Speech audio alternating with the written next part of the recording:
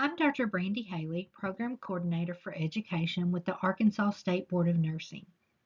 Today's session is designed to guide nursing program faculty and administrators through the reports required by the Arkansas State Board of Nursing. We'll clarify expectations and simplify compliance.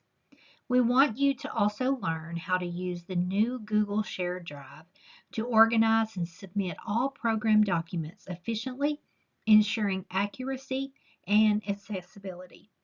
I will also give you practical tips and step-by-step instructions to make reporting and document management straightforward and stress-free. These are the three major focus areas today.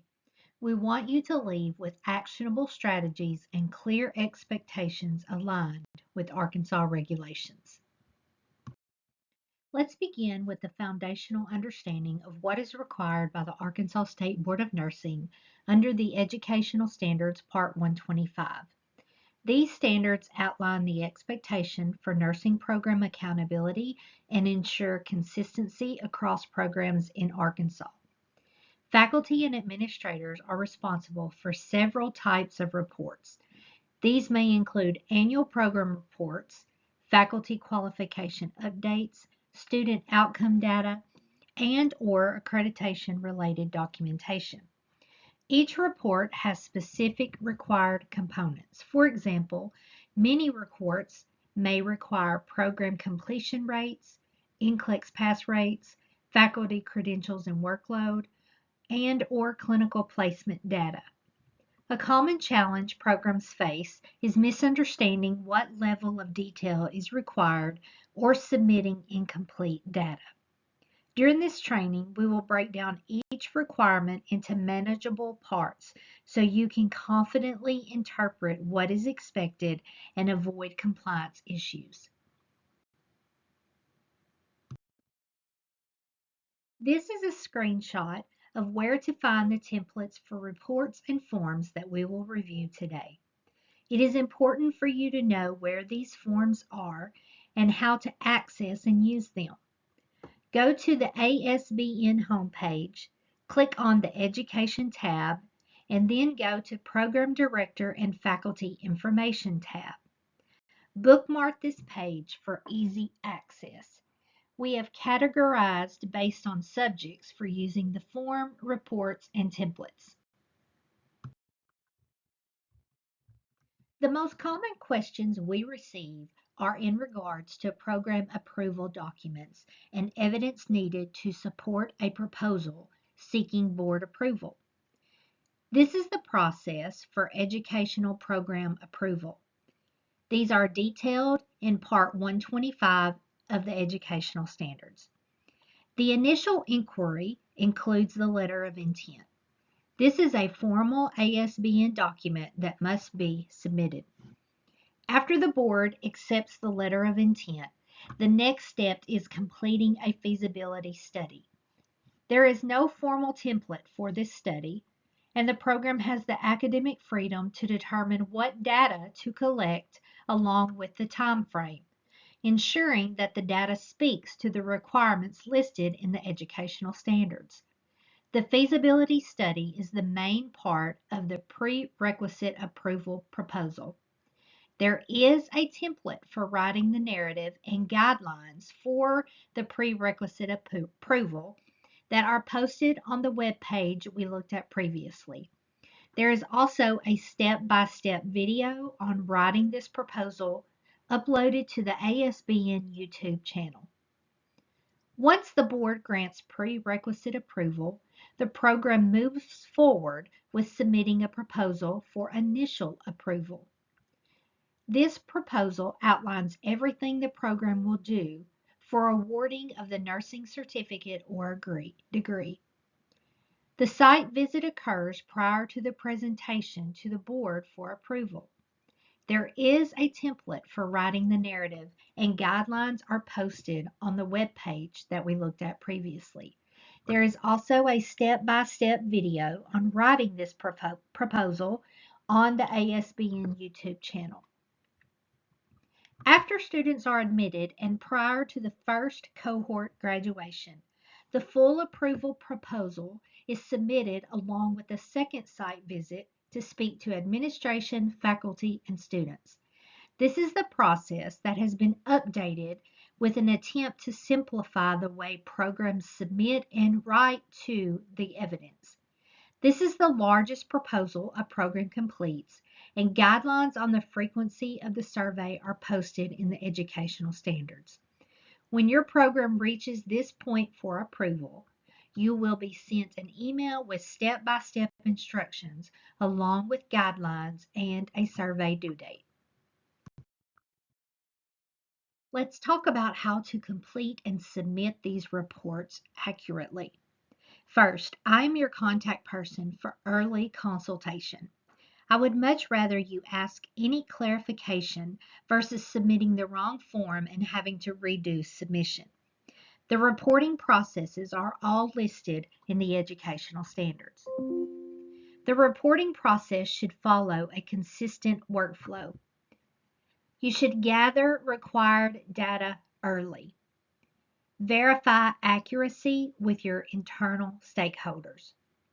Complete report templates provided by the State Board of Nursing and review for completedness before submission. Timelines are critical. Missing deadlines can impact program approval status, so it is important to build internal calendars and reminders. Accuracy is equally important. Even small data inconsistencies like mismatched enrollment numbers can raise concerns during review. This is especially important when submitting your annual data reports to NCSBN, which I'll talk more about on the next slide. Some practical tips include double checking your calculations. Keep a centralized data source. Assign clear responsibility for each section if you are delegating collection and reporting of data. There are also other areas listed in the educational standards where reports are due. These include the annual report and a follow-up required from NCSBN. The process has changed over the years, and most recently, I sent out the survey link. Be mindful that NCSBN will not compile Arkansas state data until all programs have submitted their annual report. Then after submission, if there are any outliers with data, NCSBN will reach out individually to each program director for clarification. Again, they will not send out the Arkansas state data until all programs have confirmed their outliers. All programs have submitted their annual report for this year, but we do have those who have not responded to NCSBN about outliers. That is why you have not received the Arkansas compiled annual report yet. I've sent those programs a reminder email that need your immediate attention as to not hold up the Arkansas reporting process. Special reports include program major changes affecting the program.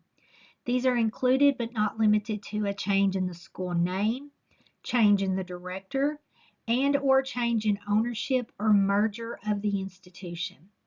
There is a formal document to use that is uploaded to the ASBN Education tab under the Program Director and Faculty Information tab. Curriculum changes must be reported to the board prior to implementation. If in doubt, ask. Example of such changes could be revisions to your program philosophy, competencies, program outcomes, reorganization of the curriculum, a change in program length, changes in admission dates, and/or the development of a pilot program or adding or removing a track.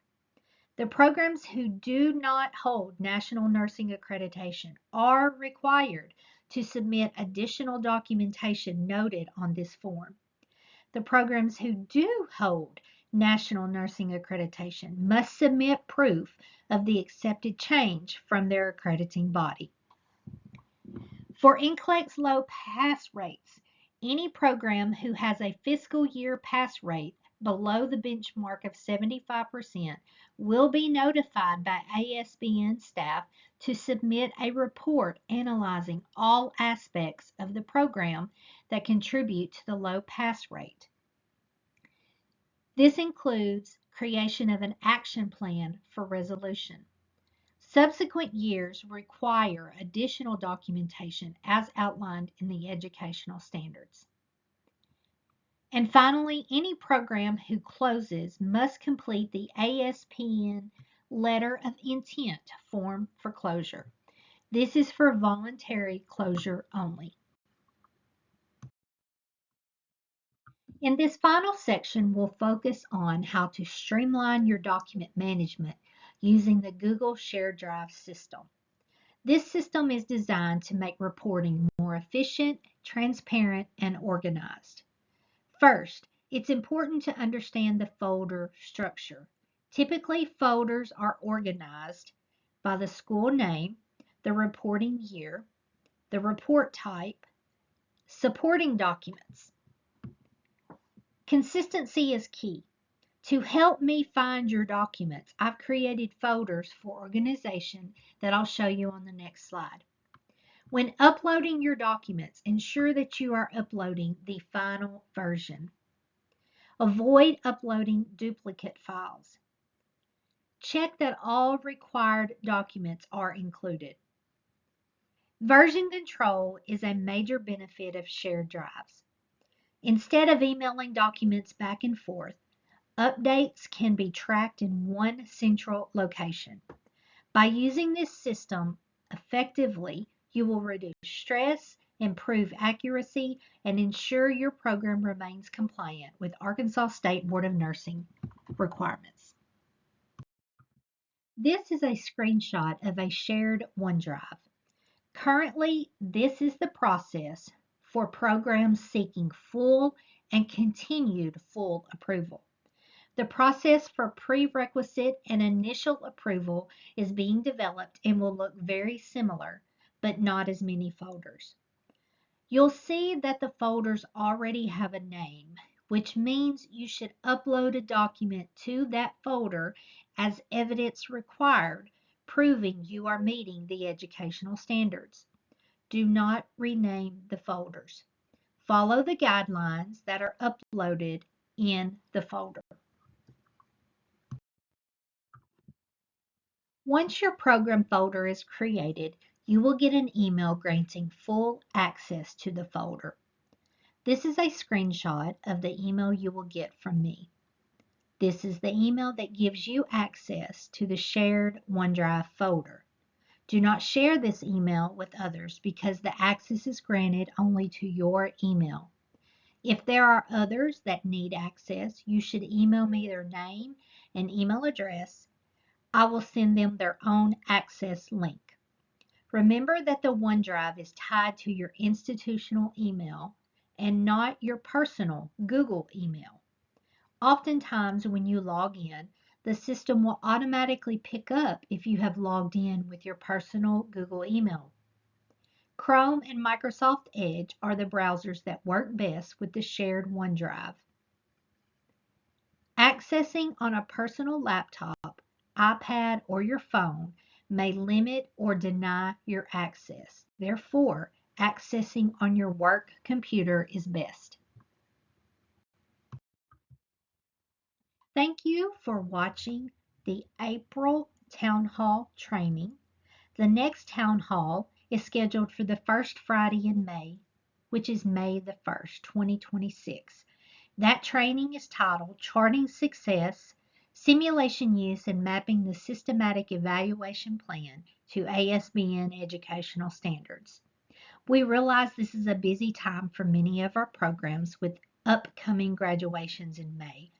But if you use simulation in your nursing education program, you will most definitely want to attend and share the invite to those faculty and staff using simulation. We will talk about how to incorporate simulation into your curriculum, following the educational standards, and review how to ensure you are including simulation correctly on your systematic evaluation plan. Thank you again for watching.